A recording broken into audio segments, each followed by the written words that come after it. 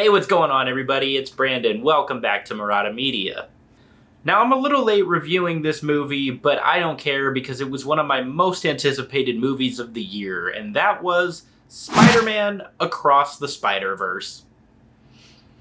Across the Spider-Verse is a sequel to 2018's Into the Spider-Verse, and Across the Spider-Verse picks up right where Into the Spider-Verse left off. Now, like most people, I loved Into the Spider-Verse. In fact, it was my favorite movie of 2018. And nothing against Into the Spider-Verse, but 2018 was also kind of a weak year for movies, and that's one of the reasons why it was my favorite, but it still would have been top 5 if better stuff had come out. So naturally, I was ecstatic to watch Into the Spider-Verse's sequel. And I don't know if many people remember this, but Across the Spider-Verse was actually supposed to come out last year, and it got delayed to this year. And while I was disappointed, it only built my anticipation more, but thankfully it was well worth the wait, because Across the Spider-Verse is a phenomenal movie, and it even improves on its predecessor in some ways. To absolutely nobody's surprise, the visuals, once again, are incredible to look at. In fact, I think they look a little bit better. I don't know how to describe it, but I thought they just looked a lot cleaner and smoother. And this movie in particular is just absolutely stunning and so much fun to look at. And not just because it's pretty, but because there is so much happening on screen, especially once we enter the Spider-Verse itself.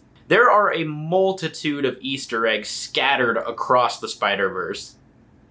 See what I did there? And as what I would categorize myself as a Spider-Man fanboy, I saw myself looking all over the screen to see if there was anything I recognized. And there were quite a few things that I did notice, such as the old cartoons I grew up with, a few of the recent video game Spider-Men. And you would think with so much happening on screen as there is in this movie, it would become a little bit overwhelming, but surprisingly, it never does. Across the Spider-Verse also introduces a multitude of new characters, namely Hobie Brown, or Spider-Punk, played by Daniel Kaluuya. And from what I've gathered, this character is now going to be everybody's new personality going forward. And the best way I could describe Hobie Brown is the sort of person who grew up listening to bands like the Sex Pistols. And I also need to mention just the way that he's animated, because he constantly changes styles and colors. It looks like something you would see cut out of a magazine. And it's so incredible that the animators were able to blend all these different animation styles and make it work. And the other big new character is Miguel O'Hara, or Spider-Man 2099, played by Oscar Isaac. We met him in the post-credit scene of Into the Spider-Verse, but I don't think we, or at least me personally, expected him to play such a huge role in the franchise going forward. And he's basically this movie's main antagonist, but he's not really a bad guy. He's just doing what he believes is right. But the coolest thing about the multiverse itself is that it felt like it actually served a purpose, and it provided these huge stakes. It never felt like it served just as a backdrop like it did in Multiverse of Madness.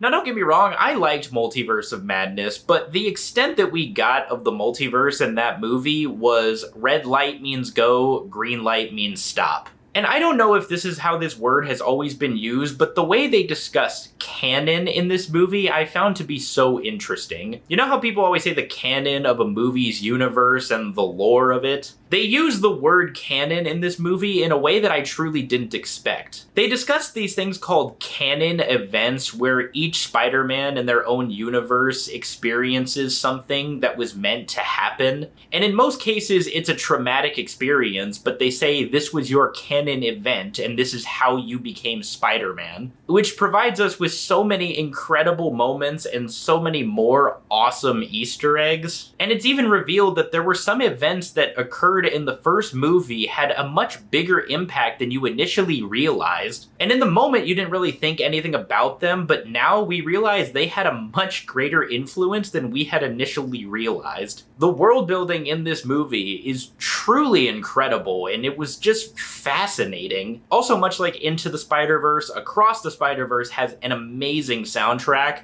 This soundtrack was made entirely by Metro Boomin, kind of like how the Black Panther album was made entirely by Kendrick Lamar. And I think this is a truly great album. I've had some of the songs on repeat since I first watched the movie. My personal favorite is definitely the song Am I Dreaming with A$AP Rocky. It's the song that played during the credits, and I gotta say the credit sequence was also just gorgeous to look at. But that song has been on repeat and I can't stop listening to it. It'll probably end up in my top 5 on Spotify at the end of the year. But in my opinion, I don't think that this movie soundtrack was better than Into the Spider-Verse. I just think Into the Spider-Verse had a lot more memorable songs in it. Obviously, we have Sunflower, Elevate, Hide, but in a way that I think this movie improved on Into the Spider-Verse is with its villain. Now, I liked Kingpin a lot in Into the Spider-Verse, but I think his development could have been a little bit better. And the villain in Across the Spider-Verse is the Spot. Now, the Spot is a character that I feel a lot of people may not be familiar with, but amazingly, I knew who he was, because I remember he was in an episode of the 90s Spider-Man cartoon, and in the show he had a very silly British accent, and he just came off like a villain that wasn't meant to be taken seriously. Call me the Spot, and I was planning on doing this. And I was thinking, how could they make a character like that the main antagonist for a movie of this caliber? But to my amazement, they pulled it off. Because right at the beginning, the Spot is a little bit of a silly villain like he was in the cartoon, but he becomes so much more menacing by the end. In fact, by the end of the movie, he becomes a little scary, and you definitely feel that this guy could destroy the world if he really wanted to. But as much as I wanted to say this movie is perfect, it is not. There's 2 small nitpicky things that I didn't quite like, and one big thing that nearly took me out of the movie as a whole. So to start with the little things, the first being, the dialogue in several moments seems to be overpowered by the music. The sound and music just are a lot more louder than the dialogue, which seemed rather quiet, especially at the beginning. And apparently this was a problem that a lot of people seem to experience when watching this movie, but apparently it's also been fixed since then, thankfully. And this next thing is very small, but I don't know, it really distracted me. There are a few scenes where Gwen Stacy is talking to her father, and in these scenes the colors and style change every time the camera shifts focus to one of them. And this was absolutely done on purpose because the style is like these really pretty watercolors, but it changes colors every single time it goes back and forth. And it just really distracted me, and it didn't work for me either. If it just stayed as one stagnant style, then I would have been okay with that. But the biggest thing that bothered me about Across the Spider-Verse was its first act. The first act of this movie is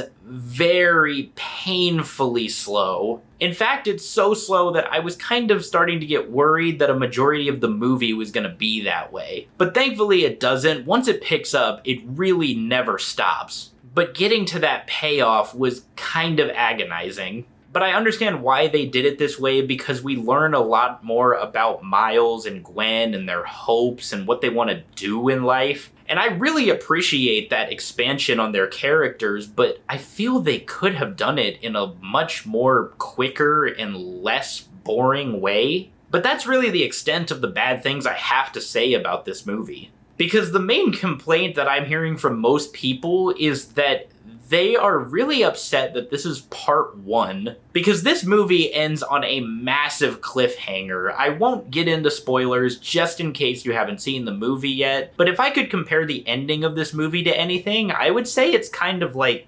Planet of the Apes. But I don't understand this criticism of people not liking movies being split into 2 halves. People did this exact same thing with Dune 2 years ago. They said that the movie wasn't as good because it was only half the story. I never heard complaints like this when Breaking Dawn or The Hunger Games or Harry Potter were split into 2 halves, so why is it all of a sudden a problem? Would you have rather sat through a 4-hour movie? I mean, me personally, I wouldn't have a problem with that because I was enjoying myself so much, but I also hear a lot of people these days complain that movies are too long now. So it seems like people were going to complain about this regardless. They were going to complain that it was split into two halves, or they were going to complain that the movie was too long if they decided to mix Across the Spider-Verse and Beyond the Spider-Verse into one movie. And speaking of Beyond the Spider-Verse, I thought we were going to have to wait 2 to 3 years for that movie, but we only have to wait about 9 months because it comes out in March of next year, and